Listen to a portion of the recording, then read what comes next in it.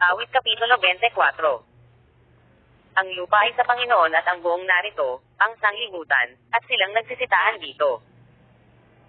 Sapagkat itinatag niya sa ibabaw ng mga dagat, at itinatayo sa ibabaw ng mga baha. Sinong aahon sa bundok ng Panginoon? At sinong tatayo sa kanyang dakong banal? Siyang may malinis na mga kamay at may dalisay na puso, na hindi nagmataas ang kanyang kaluluwa sa walang kabuluhan, at hindi sumumpa na may kabulaanan. Siya'y tatanggap ng pagpapala sa Panginoon, at ng katwiran sa Diyos ng kanyang kaligtasan. Ito ang lahi ng mga nagsisihanap sa Kanya, na nagsisihanap ng iyong mukha, sa makatuwid bagay Jacob, Selah. Itaas ninyo ang inyong mga ulo, o kayong mga pintuang bayan, at kayo'y manggataas, kayong mga walang hanggang pintuan, at ang hari ng kaluwalhatian ay papasok.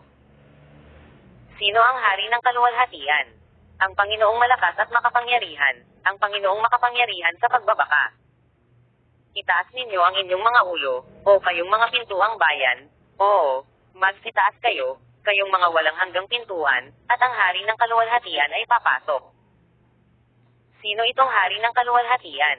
Ang Panginoon ng mga hukbo, siya ang hari ng kaluwalhatian, Selah.